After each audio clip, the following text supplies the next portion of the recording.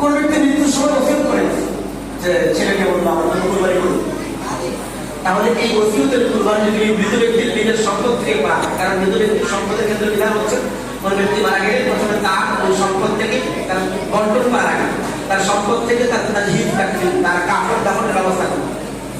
2 নম্বর হচ্ছে তার সম্পদ থেকে তার সমস্ত ঋণ আদায় করে দিবে।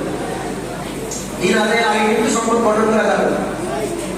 3 নম্বর হচ্ছে তার সম্পদ থেকে তার সম্পদের 3 ভাগের 1 ভাগ দিয়ে ওসিয়ত করবে।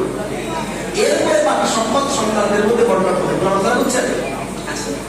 এখন ওসিয়ত করে গেছে, ভাই আপনার ছেলেকে যা বাবা আমি মারা গেলে আমার কুরবানি দিতে, বাবা মারা যাওয়ার পরে তার সন্তান যদি কুরবানি দিতে চায়, যদি বাবার সম্পদ থেকে দেয় তাহলে এই ওসিয়তের কুরবানির গোশত সন্তান ছেলে তার নিকটাত্মীয় কেউ খেতে পারবে না, ধনী অংশ খেতে পারবে না, পুরাটাই দান করে দিতে হবে।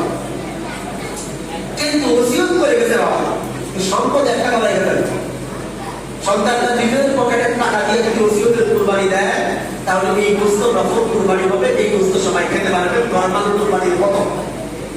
আমি পুরো কথাটা বুঝতে পারছি? বাবার সম্পদ থেকে করলে কিন্তু খেতে, নিজের সম্পদ থেকে করলে খেতে পারবে, কারণ নফল কুরবানি হয়ে যাবে। আচ্ছা, মৃতের পক্ষ থেকে যদি কেউ কুরবানি দেয়, মৃতের নামে যেমন আমাকে দাদা মারা গেছে দাদির নামে দিই, আমরা অনেকে সুসানের নামে দিই, এরকম মৃতের পক্ষ থেকে যদি কোনো নফল কুরবানি দেয় তাহলে এই গোশত সবাই খেতে পারবে, কোনো সমস্যা নেই। আচ্ছা, কোনো ব্যক্তি যদি এমন করে যে আমার আব্বা মারা গেছে, নিজের নামে কুরবানি দেবো, আব্বার নামে দেবো, কেউ যদি তার ওয়াজিব কুরবানি নেই না মৃত আত্মীয় স্বজনের নামে কুরবানি দেয় তাহলে মাসআলা 2টা বুঝে।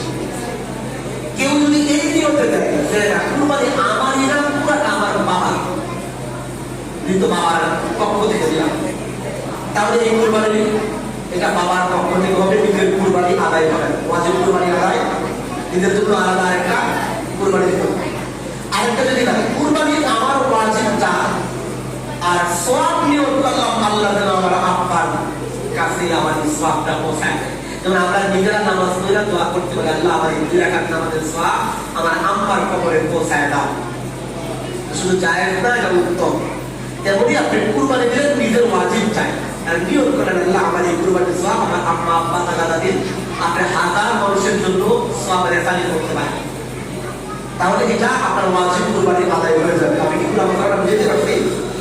আলাদাভাবে নিয়োগ করলে কিন্তু আপনার কুরবানি আদায় হবে। নিয়োগ করলে নিজেরটা সব বছরের ব্যক্তি রাখতে শুধু, তাহলে আপনার ওয়াজিব কুরবানি আদায় হয়ে যাবে। কুরবানির পশু বয়স উট হলে 5 বছর শেষ হয়ে 6 বছরে করতে হবে।